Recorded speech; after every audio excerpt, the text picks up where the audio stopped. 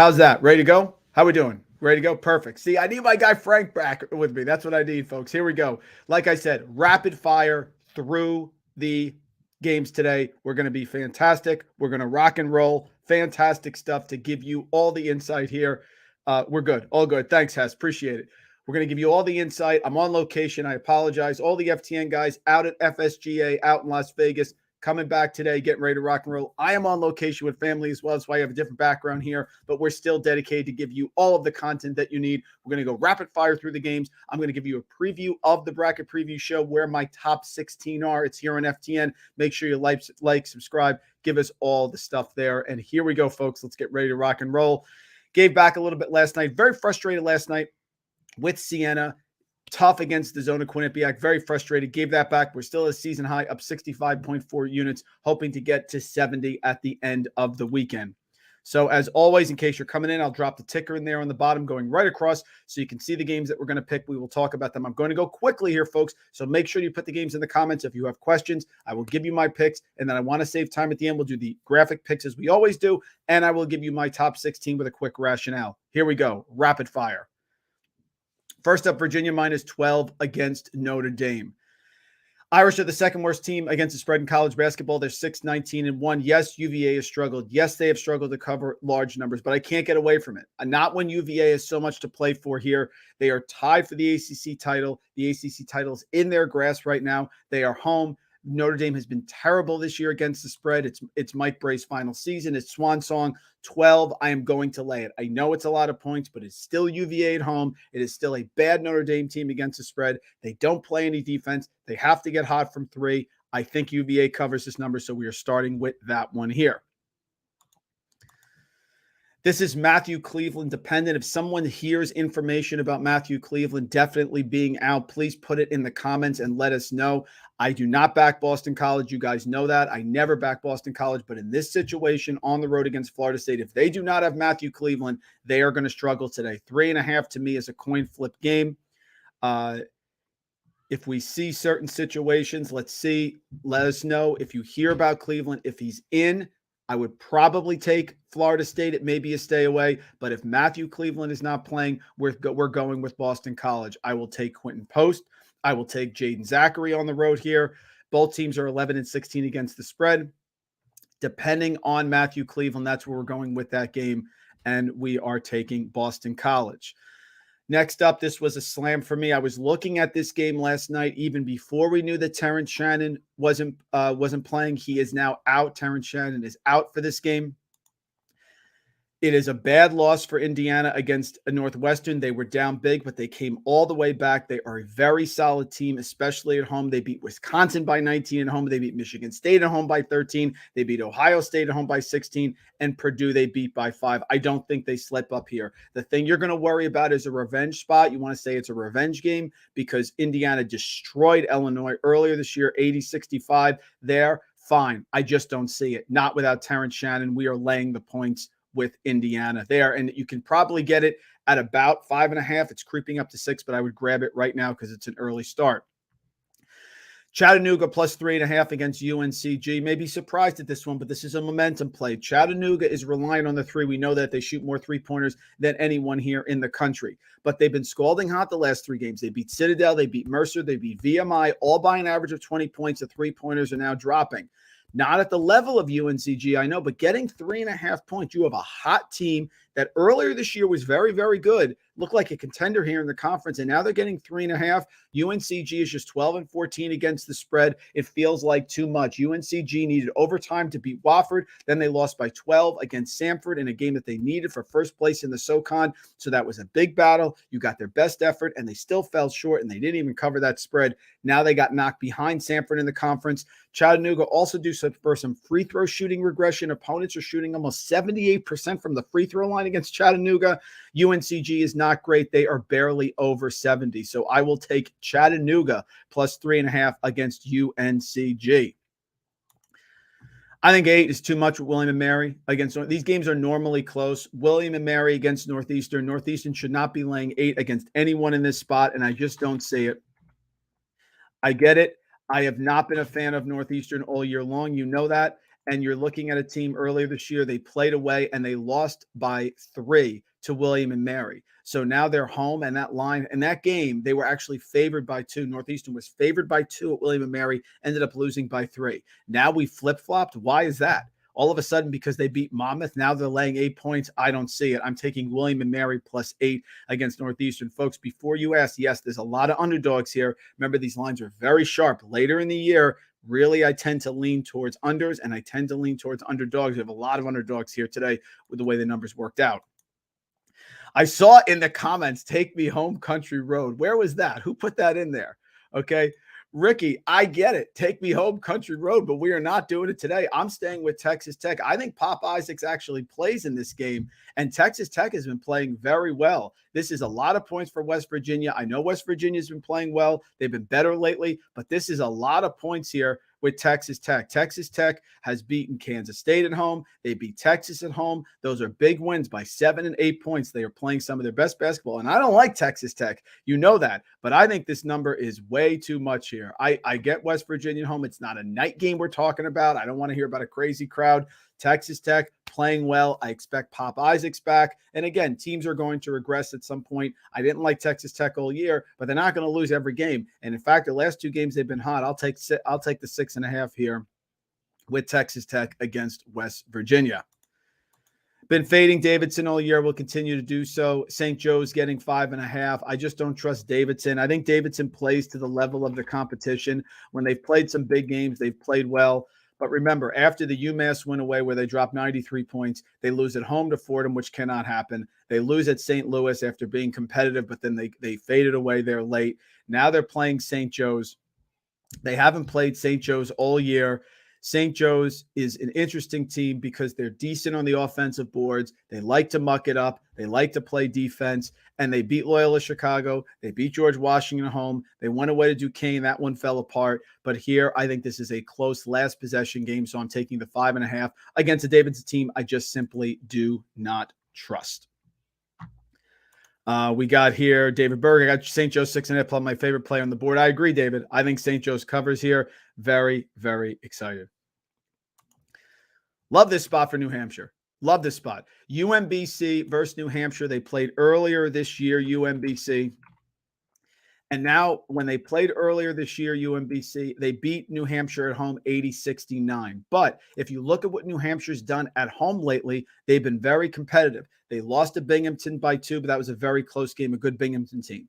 They beat UMass Lowell at home. They beat Albany at home. Bryant, they lost, but before that, they beat Vermont by 7 at home. New Hampshire is live at home, and they're coming off 3 straight losses, tough games. Vermont, Bryant, Binghamton, 3 of the top teams here in the America East.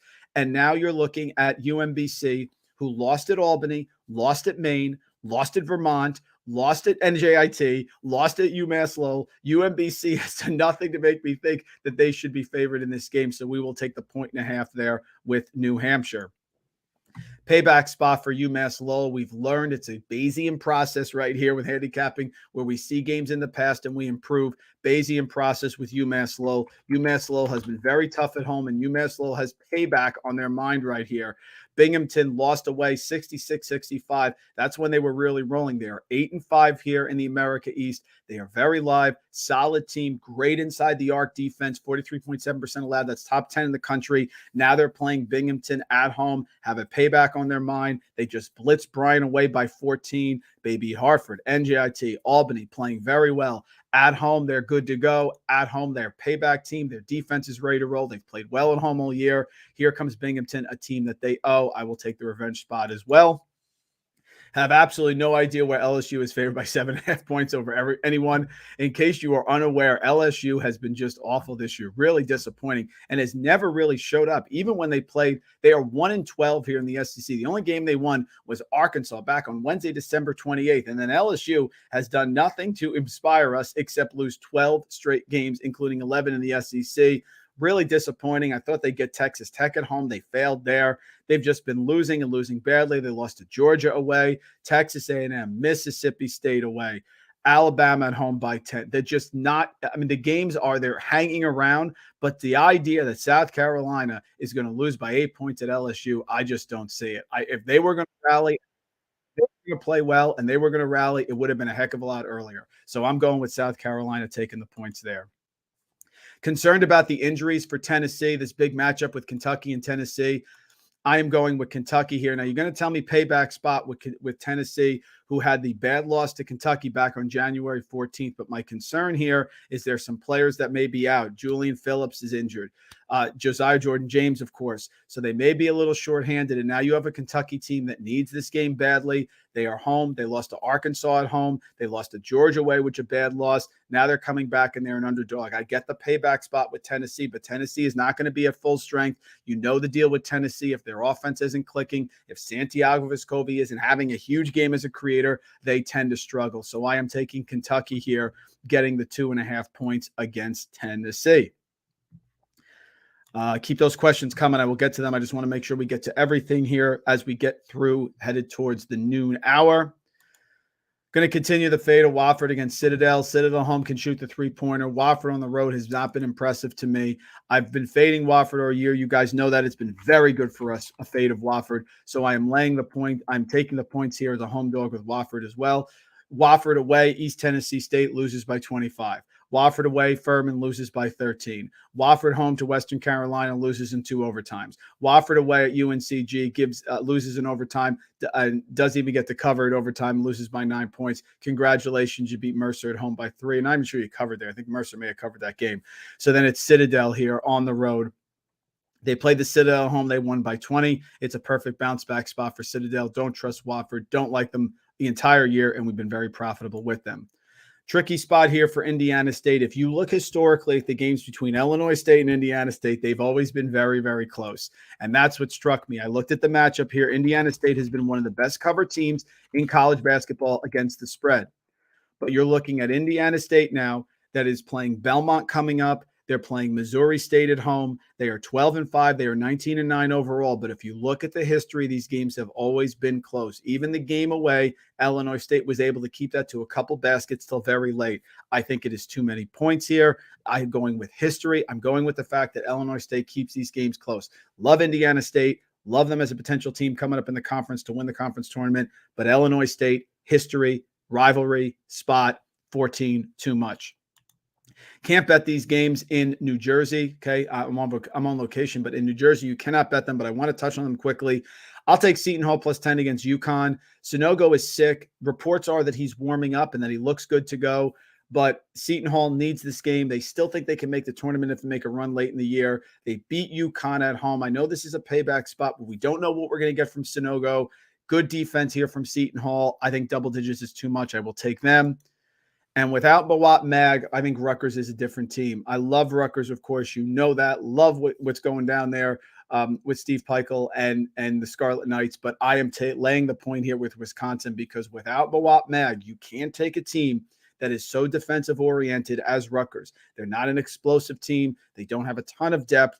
I don't like Mag. Without him on the court, this is a different team. I will take Wisconsin minus 1.5 at home. I think Rutgers on the road without full strength is going to be a problem. It's a shame because for most of the year in the Big Ten, Rutgers was the second best team if you look at the record. Too many points for Wake Forest, who always battles here on the road. Wake Forest really runs some great offense against Miami. Miami undersized here. I think Wake Forest matches up very well. I just think it's too high of a number. I love the Hurricanes, especially when they're going against teams that are significantly better than them. But other than that, they can keep these games close. Miami recently has played North Carolina. They won that game away. That was an impressive win for them. But at home here in this spot against Wake Forest, a close game. Both teams can score. Both teams have good guards. Wake Forest can shoot it well from 3. I just think the number is a tick too high, so we're taking the points there. Guys, Arkansas is tired. If you watch Arkansas in their last few games, they are tired. Now, Nick Smith has come back, but he has failed to make any sort of significant impact. I understand that Arkansas is coming off of 2 losses to Mississippi State and Texas A&M, and I understand that this should be a slam spot for them, but they are a tired group. They don't have a big bench, and if you look at the last couple games, Nick Smith in the last game played 4 minutes. He is not ready to contribute. Could Arkansas be dangerous in the SEC tournament? 100%. But they are a tired game, and they're playing a Florida team with Todd Golden that is starting to figure it out. Todd Golden's group is top 10 inside the arc. They are allowing 43.6%. Why is that relevant? Because Arkansas struggles to shoot. Arkansas has to score inside. I don't think they're going to score inside in Florida. I think Florida's defense is ready to go. Yes, Florida has struggled in the last couple games, but they did pound Mississippi at home and got that cover for us at 15 points. They've beaten Tennessee at home. Now they're going on the road to Arkansas here. I like Florida. I think that their interior defense is going to be enough to keep this game close. And Arkansas's weakness is three-point shooting. I don't think they're going to be able to hit outside shots. They don't have the depth. They do have tired legs, and Nick Smith is not contributing significantly yet. So give me the 8.5 here with Florida. Always take Coastal Carolina at home. Texas State has been a team that we've faded consistently because they really can struggle to score. Coastal Carolina at home has pulled some very nice upsets. They're very competitive here. Cliff Ellis, longtime coach for Coastal Carolina, has done a great job. They're just coming off a win over Georgia State. They battled James Madison and lost it close at home. Now they have Texas State. I am taking the point here with Coastal Carolina at home. Historically, they've been great against the spread at home. I love them in this spot. If Mike Miles is back, we're rolling with TCU, guys. TCU against Oak State. TCU, to me, besides whoever wins it, Kansas, Baylor, whoever ends up winning the Big 12, I don't think it's Texas. TCU is the most dangerous team going into the NCAA tournament. Why? Because TCU, when all their pieces are together, are legit. Mike Miles is their leading scorer. He's a shot maker. He controls tempo. Eddie Lampkin inside. Damian Baugh. All the guys on the outside can also D up. Jamie Dixon's done an excellent job at TCU. This is a dangerous TCU team that had number one Arizona dead to rights last year in the NCAA tournament. TCU is dangerous. All their pieces are back. They're home here. They're healthy. They need this game in the worst way, because they've been losing, and they are going to be a terrible team to have seeded in the tournament because they're going to be underseeded. They've lost 4 straight games. They lost to Oak State away, the game they should have had. They lost to Kansas State. They lost to Baylor. They lost to Iowa State. They're 17-9. They're 6-7. Miles comes back, stops the bleeding today against Oak State. Give me TCU laying that number at home. I think it's too many points here in a rivalry game. Oklahoma, Texas, tremendous rivalry, of course. I think it's way too many points, 10.5. I know Texas can be hot, but I think Porter Moser does a good job. He's played well at Kansas. They've played well on the road in these spots. They destroyed Alabama. You know how much I like Grant Sherfield, who is an absolute first-round NBA pick. The Groves brothers, defense, they defend the 3. They're going to battle. They're going to contain here like Oklahoma, 10.5, big spot. A very close game like they had at Kansas. Going back to Iowa State, I know it's the Octagon of Doom, but 3.5 points and what I think is a coin flip game here. Give me Iowa State here with their control, with their defense. Very impressed with Iowa State. I thought they were going to fold. You guys know I thought they were in a big, big trouble after that Texas Tech disaster. They played Kansas at home. They blew them out. They went on the road to West Virginia. They battled, but they lost by 5. Oak State at home was a loss. Okay, they're struggling. Well, they bounced back against TCU. Now it's Kansas State here, a team that they beat at home by 4. I know Kansas State has payback on their mind. I know Kansas State has lost 4 of their last 5. They've lost 2, but 3.5 with this Iowa State team is too many points. Give me again another underdog, Iowa State plus 3.5. You're going to think I'm absolutely nuts for this. I'm going to take a sip of coffee before we talk about this game. You're going to think I'm totally nuts about this. Listen, Fordham has been that good. Anyone who watches the show knows the bane of my existence has been Fordham, but they have good guards. They can control tempo. Quisenberry, I don't think they're going to turn over. And VCU can go very hot and cold. 8.5 is a lot of points, guys. VCU is going to win by 10 points against a Fordham team that has been really good this year. And outside the one game that I talked about, guys, Fordham is 21-5. Fordham could end up with 26 or 27 wins this year. They have won what? 8 of their last 9 games. The only game they lost was the away game at Richmond. They beat Mass at home. They beat Davidson away. They beat St. Bonaventure at home. They have played very well. They beat St. Bonaventure away. I think Fordham has been very, very good. And one of the key players for them for shooting threes has been Will Richardson, the freshman, has been absolutely fantastic. They have the guards. I don't think they're going to turn the ball over a lot. I think they'll be able to play well. I know this is a tough spot. We are going here with Fordham plus 8.5. Next game, Longwood -4 against Radford. I'm picking this game because I watched their first game. I watched Radford versus Longwood. Radford won, and we got the cover. Was very, very nervous in that game. Longwood matches up well with Radford. Radford can struggle on the offensive end. Radford has been struggling recently on offense. They have to control tempo. If the game gets away from Radford, they cannot come back. And we were very profitable with them. We had a run of about 8 straight covers with Radford, but they lost to Gardner-Webb at home, which was a bad matchup, lost by 13. They beat Charleston Southern away, bounce back, but then they lose to UNC Asheville by 9. I think Radford's going the wrong way. I did not like that. Was a very sweaty cover that we had the first time Radford played Longwood. Longwood at home, going to run, gun, shoot the three, get hot, and if Radford's down, they can't come back. So I will take Longwood and lay the 4 points here against a Radford team that we've loved all season long. Okay, moving on. DePaul plus 13 versus Xavier. I will take DePaul and the 13 points here against Xavier. Xavier without Zach Fremantle. Also, Desmond Claude may be out today. DePaul beat them. And the first time DePaul played them, it was without Nick Agenda, who came back in the last game. So I know a lot of people at home are going to like Xavier in this spot. I do not. DePaul lost to St. John's in 2 overtimes, but they're very happy to have Nick Agenda back. He's finally come back. He's the big 6'10" guy inside, and they're playing Xavier, who they beat at home with Zach Fremantle. Sometimes, guys, it comes down to the fact that we actually have a matchup that sometimes we like. And in this situation, I like DePaul. 13 points is a lot. We will take them there. App State minus 2.5 versus Old Dominion. App State at home has been a cash cow for us. This is a slowdown matchup. Dustin Kearns has been good. He got us the cover on the play of the day that we had a couple days ago for FTN. App State discipline against Old Dominion. I like them here. Will not fade App State. App State at home has been fantastic for us against the spread. And what I love about this team is when they get up, they don't give the lead back. That was a great win over Texas State. Now you're facing an Old Dominion team. They played Old Dominion earlier this year, and they lost by 14 Old Dominion at home. So App State has been good to us. They're disciplined. They rebound the ball. They don't turn over. They don't make mistakes. Old Dominion coming off a bad loss. We will take App State minus 2.5. The game of the day, I'm taking Baylor. I think this is a wonderful matchup, and I think Bill Self in Kansas could win it, but Baylor has that look. Baylor is tied for the Big 12 lead. You've seen Fog Allen sometimes have very tricky matchups. Shaka, when he was at Texas, always did well here at Kansas. I think that Baylor will be able to guard Grady Dick.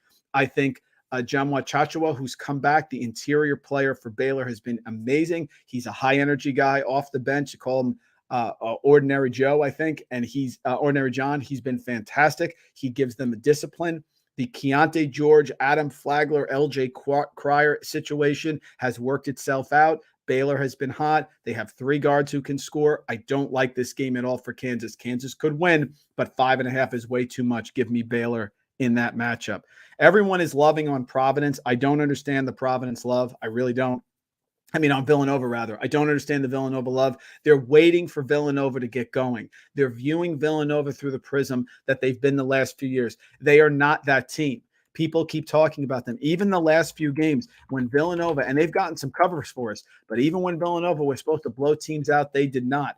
They lost. They did not cover at home against Seton Hall. That was a close game against Butler. They eventually pulled away. It was a close game against Seton Hall. They eventually pulled away. People are viewing Villanova as, oh, they'll get going. Oh, they'll get going. Oh, Justin Moore's back. Oh, here they come. Guys, I don't see it. Providence is a solid team. It is very tough to win it there, even when they're at full strength. They're coming off the 2 overtime win over Creighton. They're home here. I know they have Connecticut coming, and it's a sandwich spot. I understand that, but I don't see Villanova playing at the level. There's no Jay Wright on that sideline. Kyle Neptune's done a decent job in his first year. They've had a lot of injuries, but they don't have depth. I don't see it.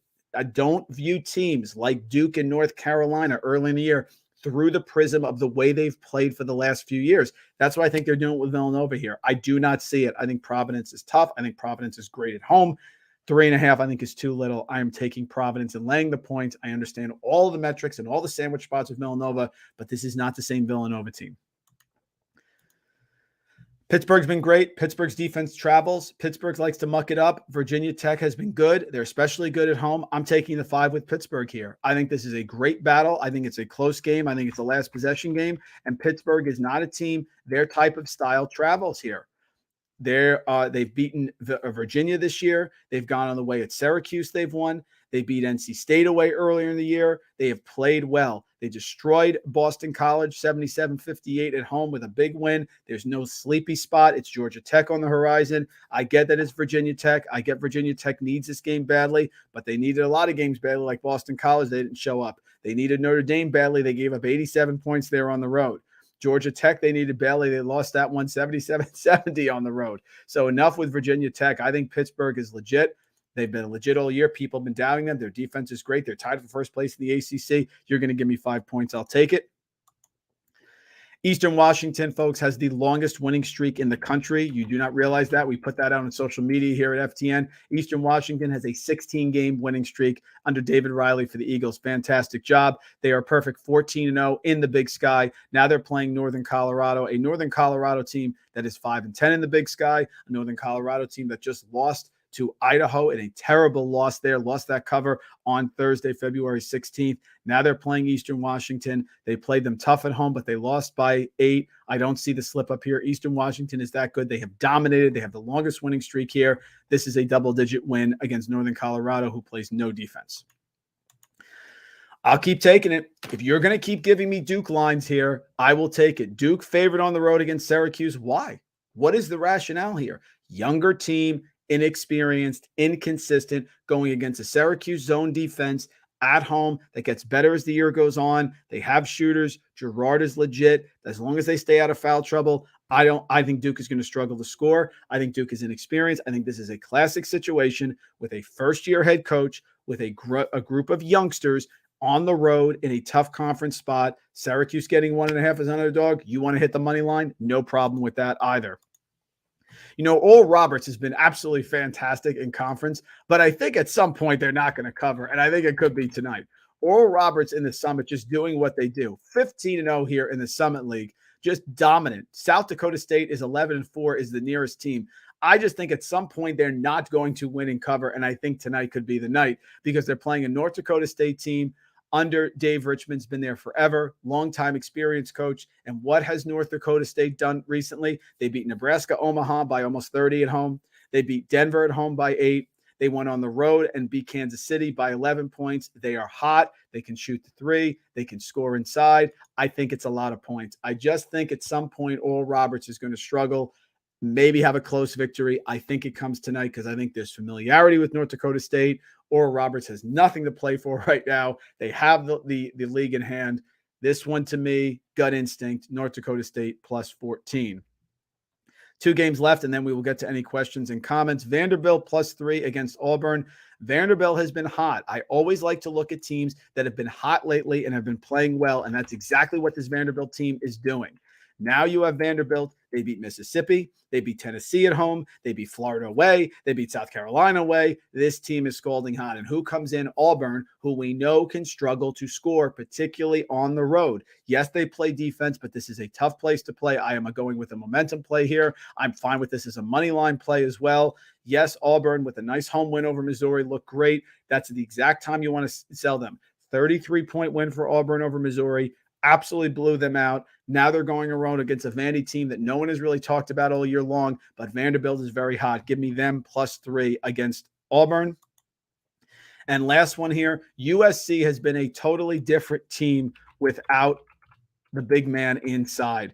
They lost Josh Morgan earlier this year, and once they lost him, things have really changed. They lost away at Oregon by 18. They lost away at Oregon State by 13. And they did beat California at home. But without the big man inside, I am going to be worried here. So assuming that we do not hear news that Josh Morgan plays, the big 6'11" interior player, I am going to gladly take Stanford plus 6.5 here on the road against USC. Stanford has played well. They've competed. Arizona, all these big games, they're finally coming together. Team that I've not liked all year, but I've been impressed with how well they've competed. They lost a close game to UCLA. They played that game very tough and lost at the end.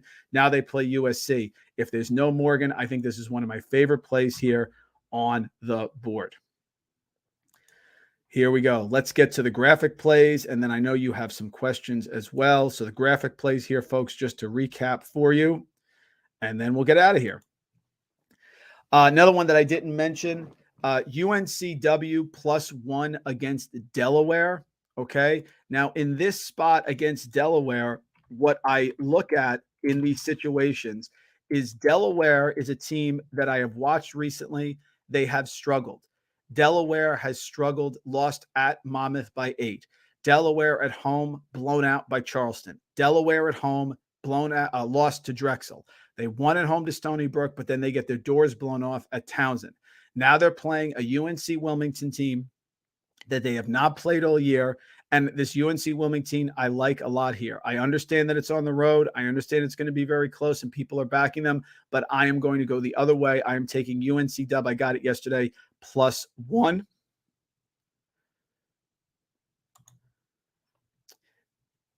Give me Syracuse +1.5 against Duke. Talked about this one. Syracuse, that zone on the road, inexperienced Duke team, young team, first-year coach on the sideline. Syracuse should not be the underdog. I am taking them there.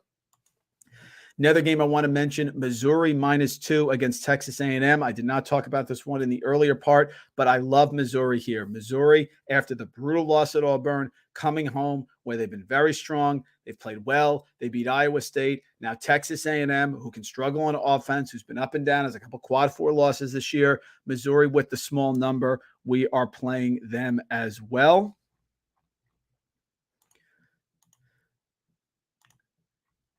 Next up, Vermont -11.5 against NJIT. You love these teams in college basketball that you can rely on. I rely on Vermont. They've been a cover machine for us. John Becker, really like a mini Gonzaga East that has played very well here on the road. I am taking Vermont. I am laying the 11.5 at NJIT.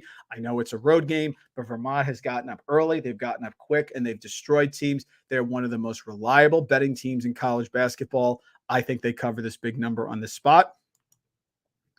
Vanderbilt, it was 3.5. It may be down to 3 if you can get that half. I like it. Here against Auburn, I will take Vanderbilt +3.5 at home against Auburn, especially with Auburn coming off that big win where people are going to overinflate them. We're making Baylor a graphic play because I love the Flagler, Cryer, George backcourt. I love having John Wachachua back inside. This is a close nip and tuck game. Kansas with some injuries on the bench, things we're concerned about. Love Baylor getting the points here. We're making it a graphic play. And how about TCU in a big bounce back at home in a game they absolutely have to have here against Oklahoma State? We will take them as well. Let me just get to the comments here. I know guys put a lot up. Very sorry about that. Fordham's been good for me. Love them. Yeah, David.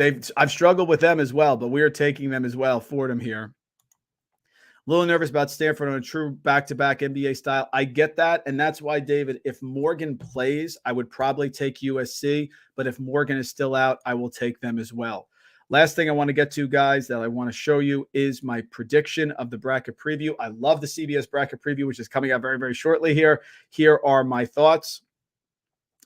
We have Alabama as the 1 seed in the South, Kansas, Purdue, Tennessee. My big question that I'm debating here, guys, is I wonder if Tennessee is going to be seeded over Houston. I believe they will. I know that Houston is number 1 in the net, but I think Tennessee's big wins. Remember, Tennessee has beaten Alabama. They've beaten Texas. They've had big wins all year long. Those are huge wins by Tennessee. I think they get that 1 seed. You have Houston, Arizona, Texas, Baylor as well. Of course, the Big 12 very represented. If you notice here, I moved Arizona to the South. I got them out of the East because you can't have a situation where the top 4 teams play against each other in the same bracket. So the top 4 teams, which in the Big 12 would be Kansas, it would be Texas, it would be Baylor, and it would be Iowa State. They have to be in different regions, so that's why I moved them. Then we have Iowa State, Kansas State, Connecticut, and UCLA. Don't be surprised with Connecticut because their numbers are really good. And then Virginia, Marquette, Xavier, and Indiana in there as well. I like Indiana as my last team because I think they've had the big wins here. If they didn't lose against Northwestern, it would have been a slam, but that's my prediction. It's up on FTN. You can check out all the articles here, folks. Thank you for joining us as always. Let's get some money today. We got the graphic plays. As always, like, subscribe. FTN College Basketball, we have you covered. We cannot wait for March Madness, folks. Enjoy that bracket preview with me, and let's get some wins today. Thanks.